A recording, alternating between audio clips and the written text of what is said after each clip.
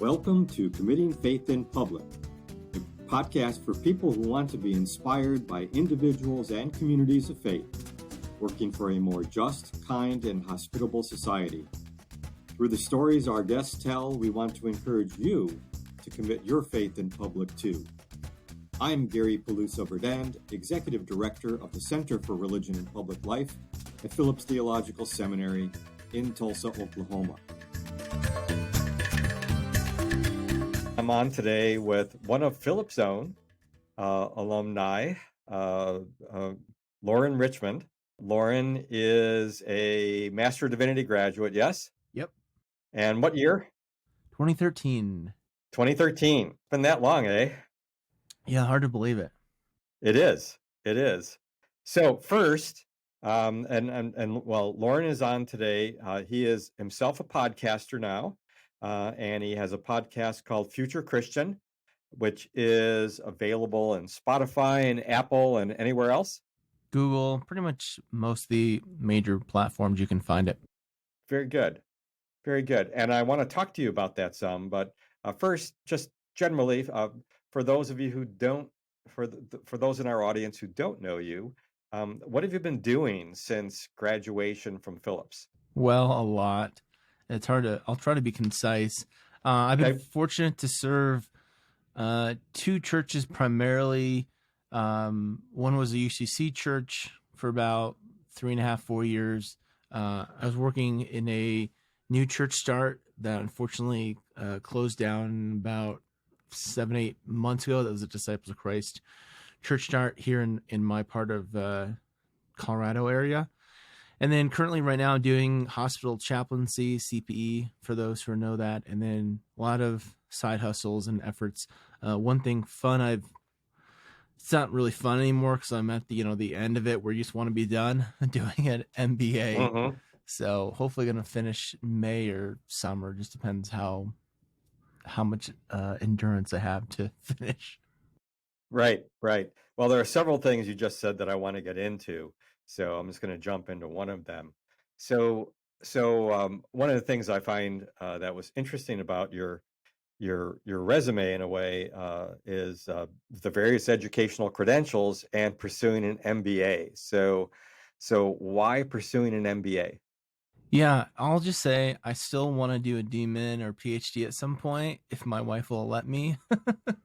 For me, I think this was about, it's been very much a COVID endeavor. I started this January of 2020, so really right before things got nuts. And I'd been thinking about for a long time wanting to do a DMin or something like that. And I really just wrestled with hey, what do I see church heading and the demands and realities of what it takes to lead a church or an organization. And it wasn't that I diminish or don't think DMins and that kind of stuff is important, but I just thought, well, I really think that I would be at least in the kind of ministry that I want to do, better equipped to lead with something like an MBA. So I'm doing an MBA with a nonprofit emphasis. Oh, good. Okay. And what would you hope to gain in terms of knowledge and skill set out of that MBA that might contribute to what you do next with church or church related matters?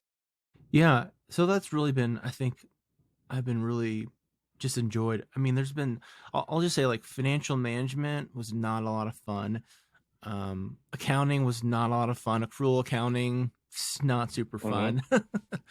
Oh, fund accounting is a really complex discipline. Right. So it was a very steep learning curve for me. And I mean, I haven't done math, Gary, at a collegiate level in 20 years. And this was Bible college math 20 years ago. So it was really steep learning curve for me. But I mean, where to start? I mean, what comes to mind first is, like I said, I'm doing a nonprofit emphasis. So yes. I've done classes in social entrepreneurship. I've done classes in nonprofit management, and even just the basic fundraising classes I did. I'm trying to think what else I think it's all relevant. Even as boring and painful, I think, as accounting was. I think it's good practice because I think I've heard this before. Like pastors, we don't get trained how to read a balance sheet in seminary, and yet we go to a staff meeting or a council meeting or a board meeting, and we get handed a balance sheet and are expected to be able to make heads or tails of it. Mm-hmm.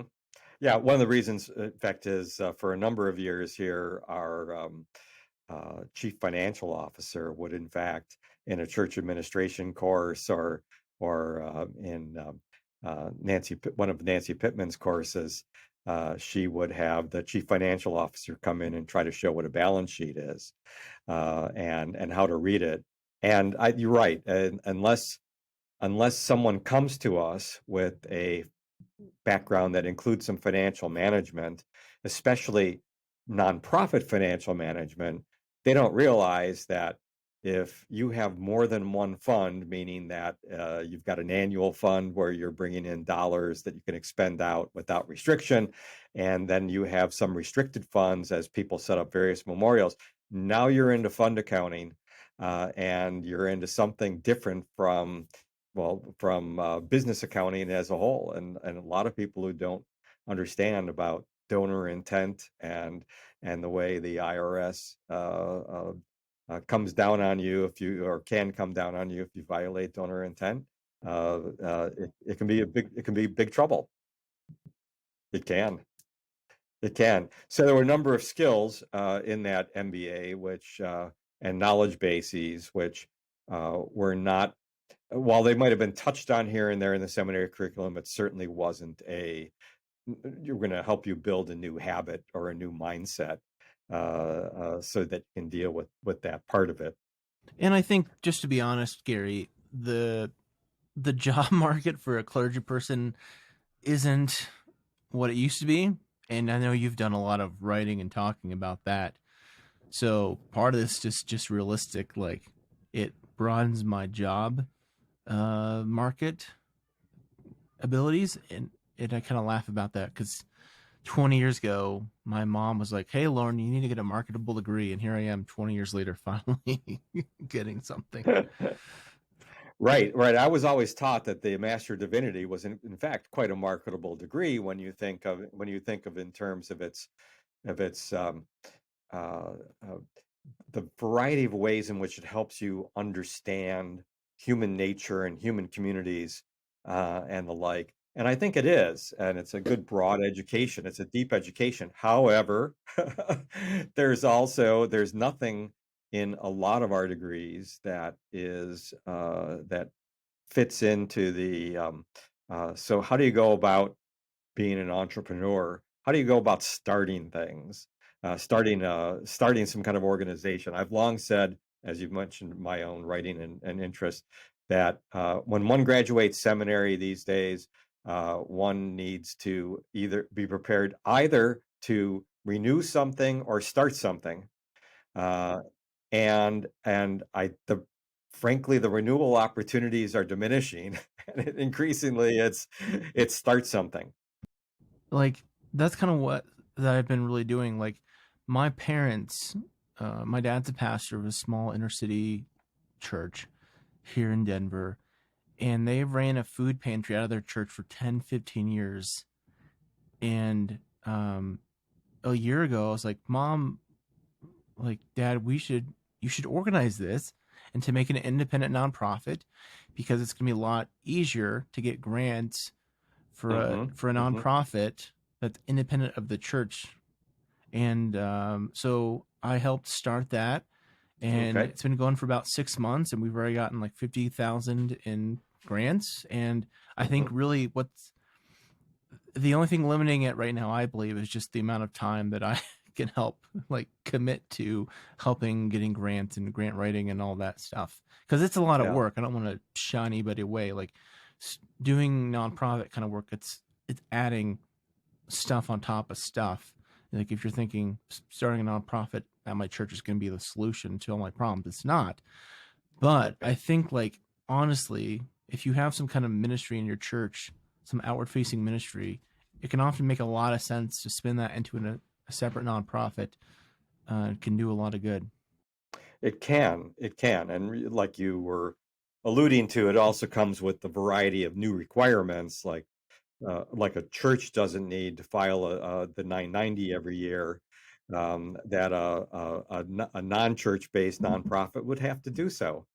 So it does it's other requirements, and like you said, it also opens the doors to lots of foundation money, and probably right now, in particular, with all of the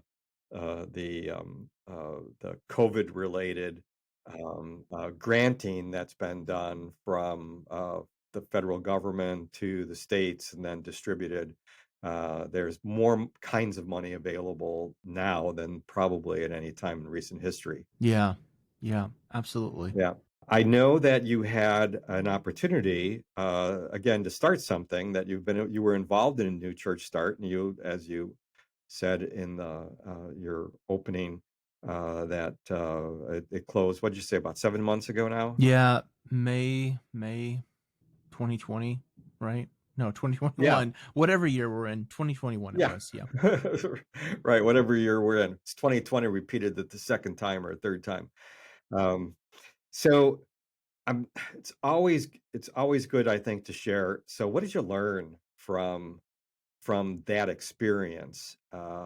Learn both in terms of, yeah, that was good. If I were to do something like this again, I would repeat that. And also the learnings of, nope, would not do that way again, or that place again.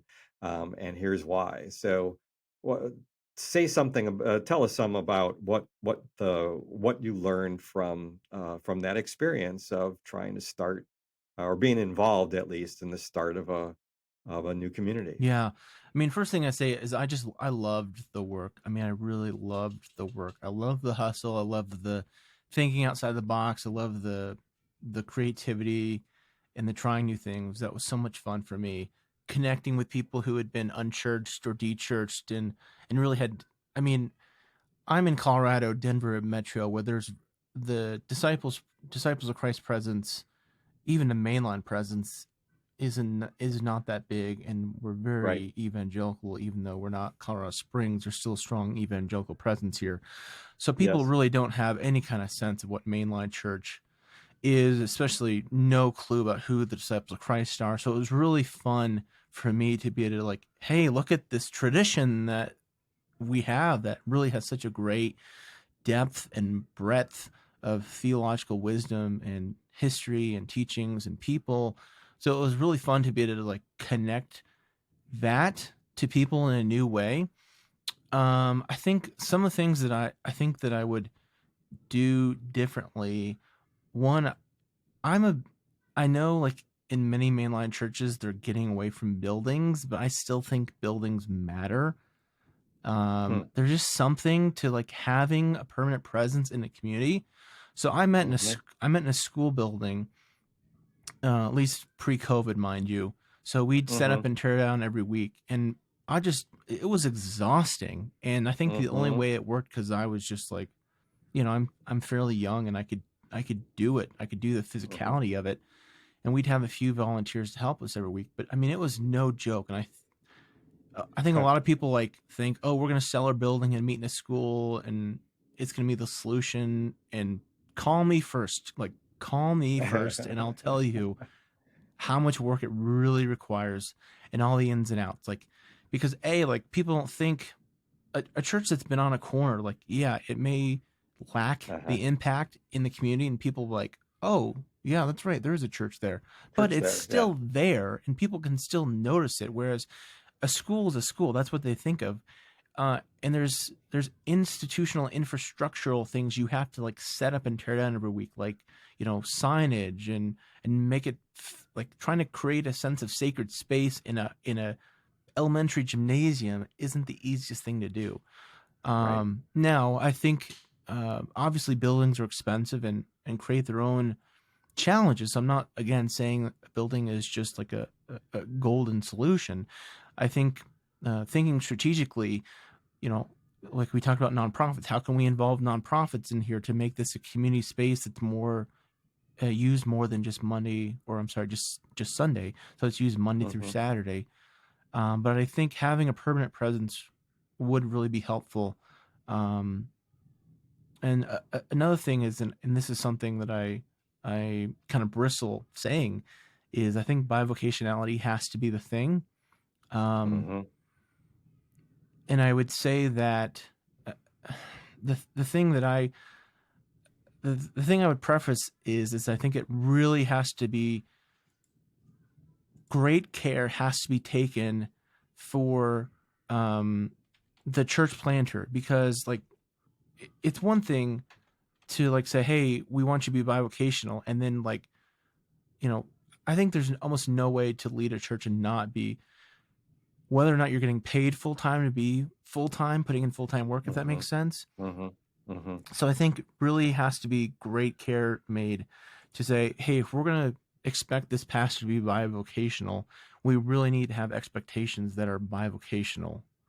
So, and then I think, just to be frank, like, pay as much as you can, support the church planter. I was fortunate. That was not really a huge issue for me. I was fairly well compensated.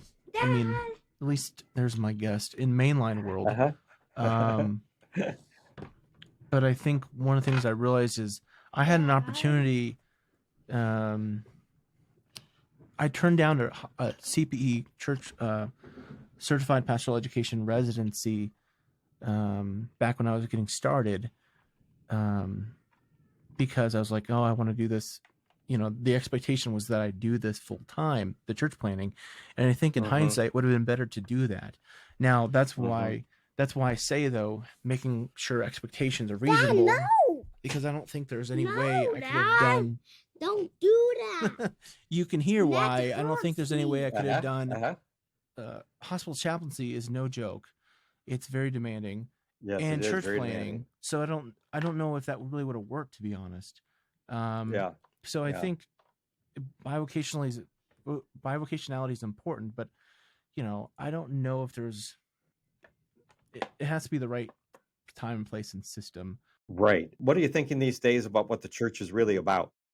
I mean, I'm still a believer in the gathered community. I still think, what's the word? Ecclesia, a called out community. I still believe in the value of people gathering together. I think there was you probably saw it, Gary. There was an article that was going around the internet a while back about the rise of microchurch. And you know, frankly, I'm not sure.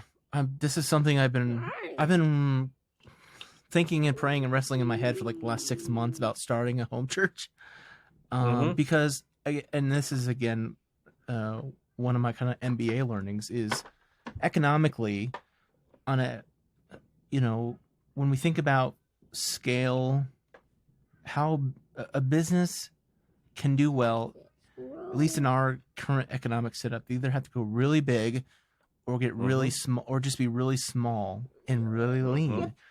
And I think the same thing is we're gonna see it for churches. Is obviously mega churches can do well because they have these huge economies of scale. Right. You know, whereas a church of 100, 150, they're really going to struggle because like their overhead is going to be similar to a church of 300, 400. Right. But they don't have as many givers. And then of course we all know giving isn't necessarily what it used to be, and that younger families or persons don't have the economic income. So I think something really small can be economically feasible. You're not going to have, obviously, the demands of a building, perhaps, of a full-time salary, and again, it's going to require like a bivocational type pastor. So it's, I mean, it's not a perfect scenario because you're going to limit what you can do and the kind of impact you can have in your community. But as far as I think is feasibility, I think either going really small, because let me tell you, like the really big model, that's really hard to pull off. Like churches come to Denver, evangelical churches, new church starts come to Denver all the time with far more resources and people than I ever had, and still don't make it. Right. Less so in places like Tulsa. where I'm amazed at the number of larger churches that have planted even in recent years. And of course, we have in Oklahoma, we have Life Church TV, which has many campuses, which will also be interesting to see how this plays out when the COVID surges have passed. It becomes endemic in the culture, and we learn to deal with it and go about our daily lives. I know a lot of pastors of variety-sized churches who are saying, right now I'm a third to a half of what I had prior to the pandemic, and they're all pretty convinced, well, this isn't coming back 100%. Yeah, and it's the same thing in Ever. evangelical churches too. Like they're seeing those same kind of numbers, declines. Yeah.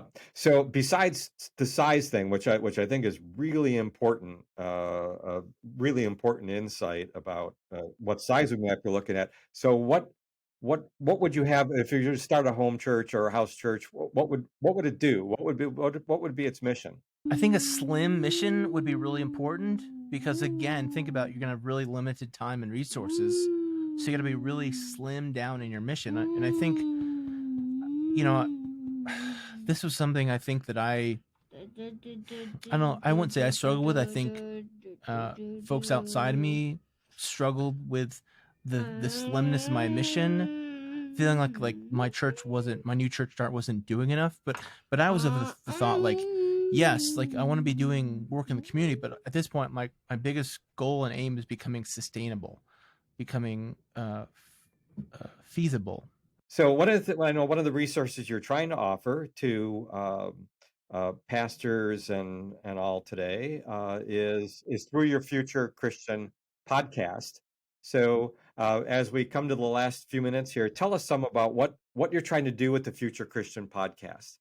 Yeah, well, the podcast was something that I started like in May of 2020. It just is like a way, like, hey, I'm stuck, can't go out. Because one of the things that I did when I was a new church starter was I made it a goal to talk to, I forget what my metric was exactly, to talk to like 10 people outside the church every week about my church. Okay. So that was just one of my metrics, is like, have I talked to 10 people outside my church about the church? So obviously it was a lot harder for me to do that when we had lockdowns and such. So I thought, maybe a podcast is something that I can do to talk to people.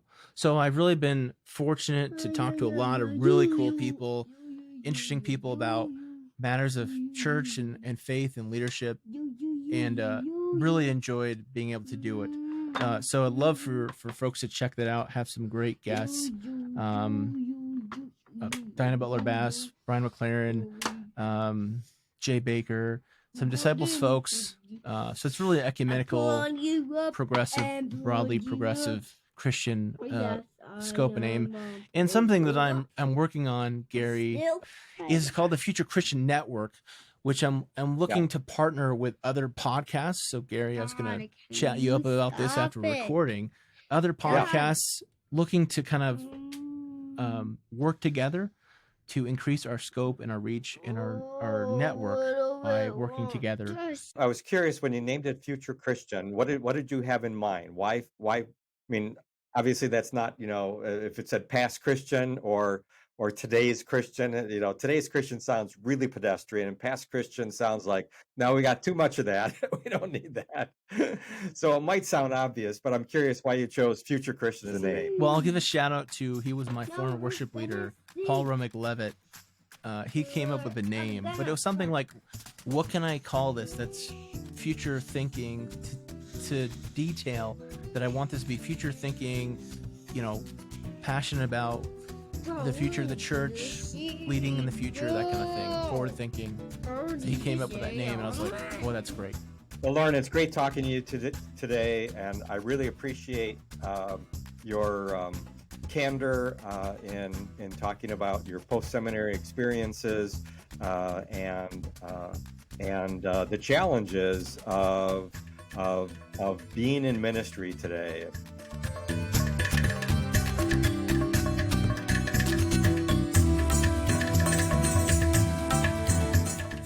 This has been Committing Faith in Public, a podcast from the Center for Religion in Public Life at Phillips Theological Seminary. Copyright Phillips Theological Seminary and Gary Peluso Verdana. The views and opinions expressed during the podcast are those of the participants and do not necessarily reflect official positions of Phillips Theological Seminary.